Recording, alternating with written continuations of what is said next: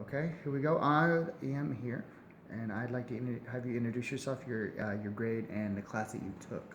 My name is Anthony Mitchell Kaminsky. I'm a senior at Edmondswood High School, and I took all three: drafting one, two, and drafting three, which is also known as drafting and design and green building. Okay, and just kind of go off that. I want to get what did you like about project-based learning? Well, in the drafting classes, what I liked about it is that there's lots of freedom to it. It's not like there's a lot of pressure to perform. You don't have to create something that's magnificent necessarily, but like if you want to, you can sort of bring that out, and it's it's like there's not a lot of pressure to do something correctly, Mm-hmm. and you sort of have freedom in how you express your ideas, and it's more so graded, at least in this class, on how you express your ideas rather than how clean or how well expressed your ideas are, if that makes sense. Now you were talking about another class Mm-hmm. beyond the drafting. Which class was that? Yeah, well, in my physics class, the physics one at this school, we tried a new curriculum last year. It was it was based on projects. It was project-based learning.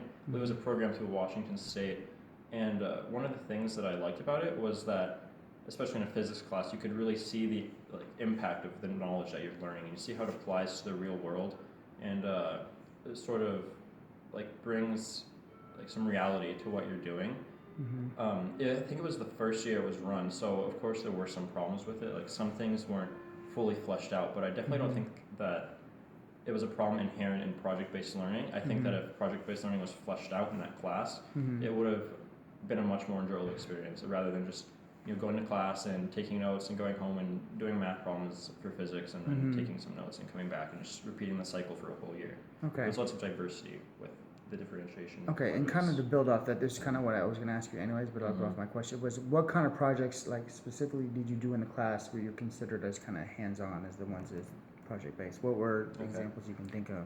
Um, well, in drafting, or like in terms of drafting, I wouldn't.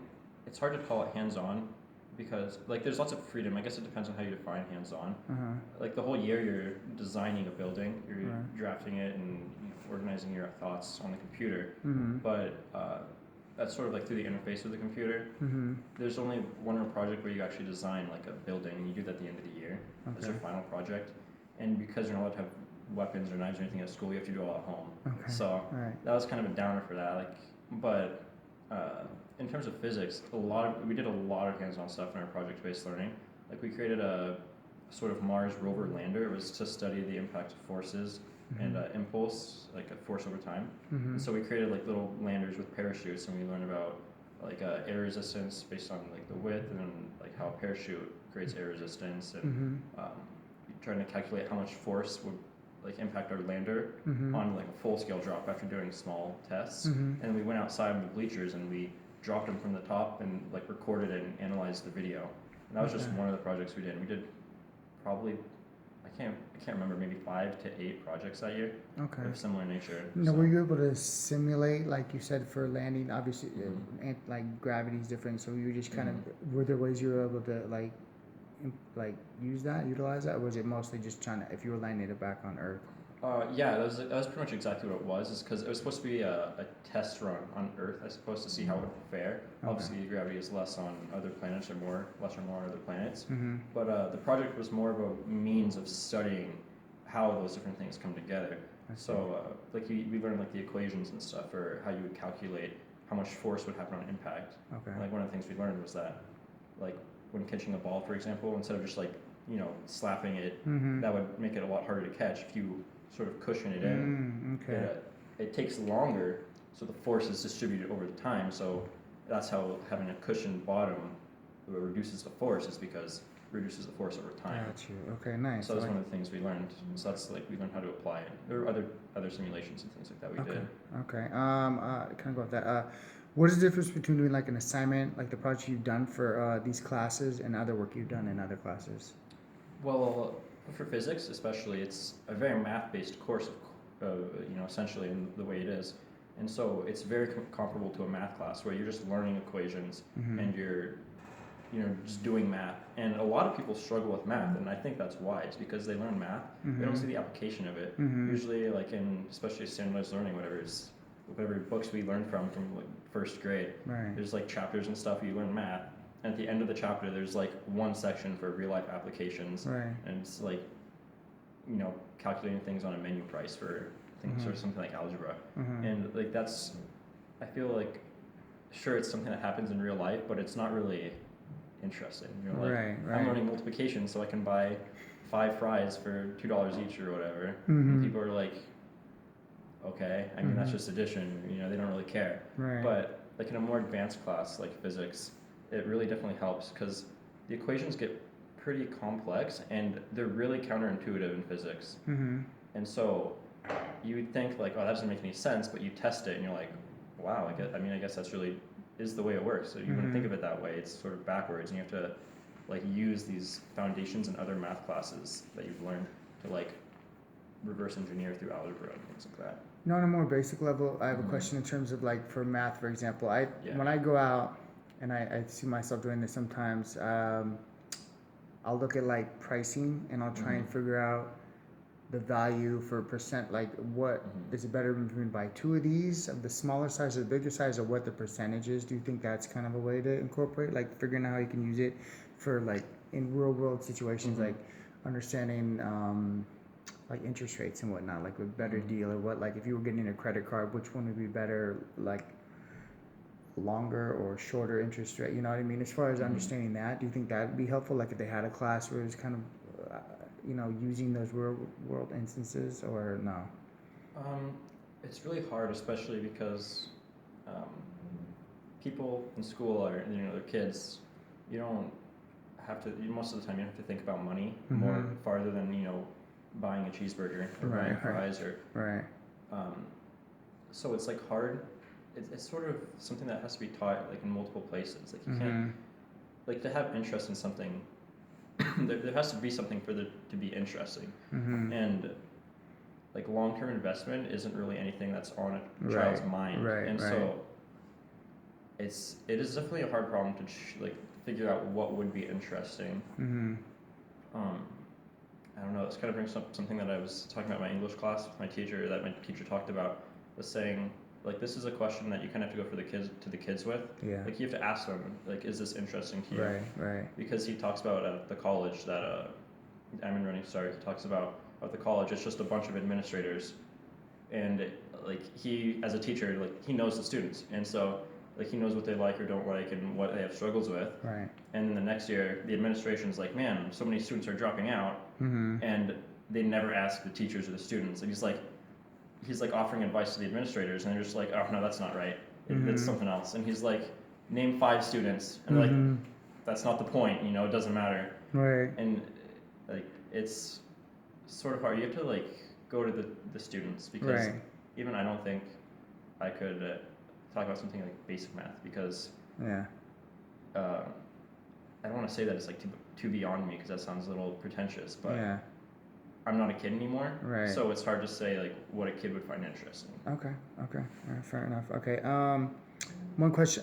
I got a few more, but do you think that allows you to be more creative, and like how, in terms of these classes? Definitely. I think drafting is itself a creative class, where you're sort of in that class. He has us sort of invent the personality. We invent the people that we're building a house for, so that we have like a goal to build for them. Like maybe they wanted a beachfront property, so you have to like you create the person, you create their life scenario, you create what they do with their life, so you know how to build a house around them. Like if they're a musician, for example, you'd want to build a studio in their house. Okay. Or like an artist, you'd want to have a room that lets a lot of natural light in. So the south side normally gets more sunlight because it's a little tilted towards the south. And so a south-facing wall would get more natural light throughout the day. Gotcha. So it's like you have to invent that scenario for yourself. And you get to come up with your own. You were able to kind of create that Mr. individual. Sutton was a very liberal teacher in that regard. Right.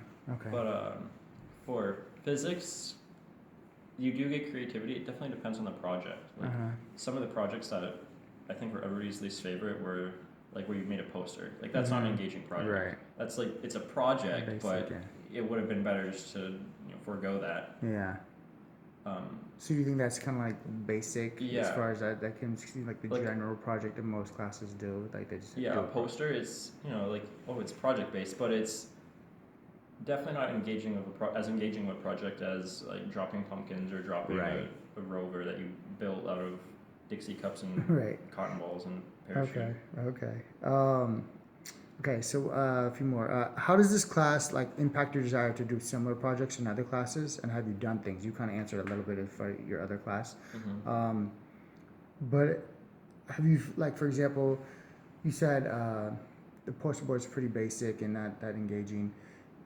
Are there alternatives that you think that you feel that they could maybe change the way they incorporate things like this? Like, are there any ideas that you might implement that you see that could be instead of like a that? Mm-hmm. Well, like in terms of thinking of a replacement for the poster board project, Mm-hmm. um, that's kind of hard because like the unit that we were learning was I think it was the first unit we did in a class in physics. It was like a foundation sort of thing, Mm-hmm. and it was mostly like basic equations that you'll use for the rest of the thing for Mm-hmm. the course of your time in physics. It's like really Mm-hmm. basic stuff. Mm-hmm. So um, it doesn't necessarily lend itself easily to a project. Right. I think that's why you do the poster board project. Mm-hmm. But um, So you do I think think it's not necessarily applicable for everything, but I there's think it's certain definitely things. true that it's hard to find applications Okay. of like project based applications for every subject or Right. every lesson, but um, there's definitely ways to. I think it may just take a lot of extra thinking, but when you resort to a simple thing like a poster, Mm-hmm. that's basically just like a sort of essay response or like a free writing response or whatever Right. like that, like a short answer kind of thing. I gotcha. So Mm-hmm. it kind of like even though it looks like a project, it's still a pretty basic assignment. Right. Okay. Okay. Fair. Um, Another question: does this type of learning or instruction make you feel more involved in the process when you're doing these? Like, do you feel? Um, yeah, I would say so because it's sort of your work in physics. You're applying the things you've learned a lot of the time. Um, for that one unit I was talking about, the Mars rover one, I feel like it didn't necessarily make that much sense to me. A lot of the equations, like I'd do the math, it would be hard to work it out. I'd get wrong answers or things like that. Mm-hmm. But like having at least the project as a background Mm-hmm. helped to like maybe the project itself, like dropping the rovers itself, wasn't Mm-hmm. necessarily what reinforced my knowledge, but having that as a background, like this is how you can apply it throughout Mm-hmm. the whole unit. Because from the start of the unit, we knew we were going to be doing rover stuff, but we didn't know anything about the physics behind it. Mm-hmm. And so as we were learning it, it kind of provided a backdrop I see. for the lessons, so you can see like how it's going to be applicable. Okay. I guess. Okay. Only a few more. Do you feel you benefit more from classes when you're actually involved in the creation of like tangible works such as these?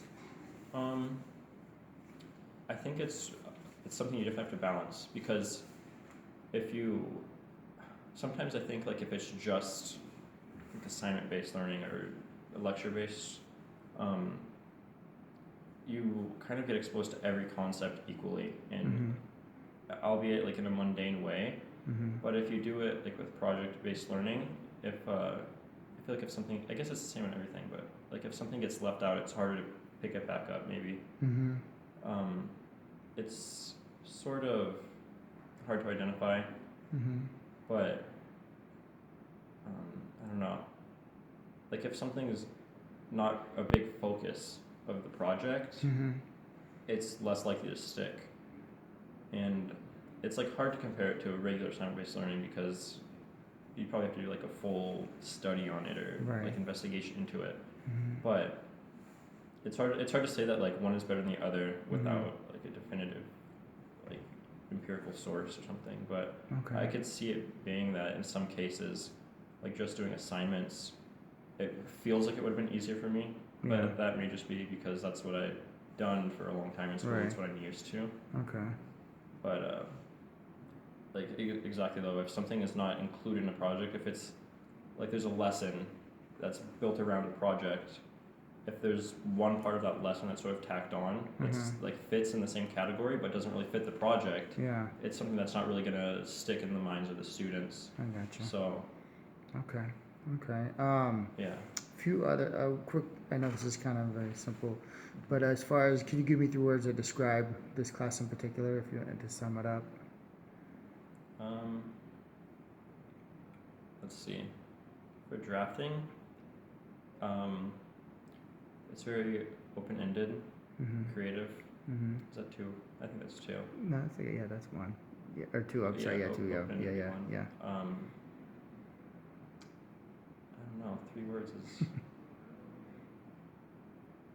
fun. yeah. Okay.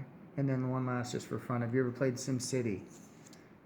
I'm sure I did when I was younger, but I never went back to it. When I Okay. with like a real matured perspective, I guess. Okay. Yeah, that was just kind of my own question because I remember playing that as a kid Yeah. on like consoles, and I remember being really interested in like the creation of my own world and like Yeah. having to set up electricity and roads. I don't know. I thought that was kind of a fun way to incorporate. I mean, I thought I learned a lot from it. But anyway, just thought I'd throw that. There was kind of a question at the end. But I appreciate your time and No problem. thank you. All right, cool, man.